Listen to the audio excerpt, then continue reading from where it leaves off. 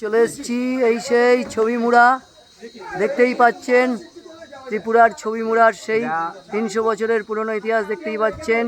স্বয়ং মা দুর্গা পাথর কেটে তৈরি করেছে স্কাল্পচার দেখতেই পাচ্ছেন, দেখার মতন।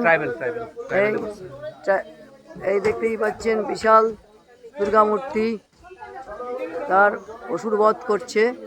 পুরো টোটালটাই পাথর কেটে তৈরি এই মূর্তি, পুরো ছবি মুড়ায় এই মূর্তি আমি রয়েছি।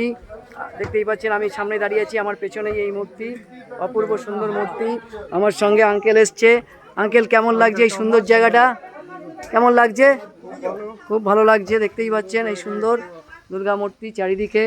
আমাদের বোর্ড, এক একটা বোর্ডে 19 জন করে যাত্রী এখানে আসতে পারে।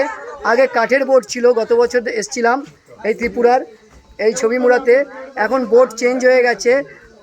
প্রত্যেকে এই বোর্ডে পার এন্ট্রি ফি 150 টাকা করে লাগে। আপনারা কখনো আগরতলা থেকে ছবি মুড়াতে গাড়ি করে আসলে এখান থেকে বোর্ডে চড়তে পারবেন। 150 টাকা এন্ট্রি ফি টিকিট লাগে। এক একটা বোর্ডে 19 জন সহযাত্রী যেতে পারে। এবং পুরো বোর্ড যদি কেউ ভাড়া করে, কখনো যদি 19 জন যাত্রী না হয়, বোর্ড ভাড়া করলে পার বোর্ড 2800 টাকা ভাড়া নেয় এরা এক একটা বোর্ডের। যদি কেউ সিঙ্গেল এসে একা পার্সোনাল ঘুরতেও পারে। এই বোটগুলো এই ঘাটে এসে দাঁড়াচ্ছে। সামনে আমরা দেখলাম শিবলিঙ্গের ওপর জল পড়ছে। এই সেই গোমতী নদী যেখান দিয়ে বয়ে যাচ্ছে। দূরে সবুজ ঘন জঙ্গল, বাঁশঝাড়, পাহাড়ের মধ্যে দিয়ে এই নদী বয়ে চলেছে।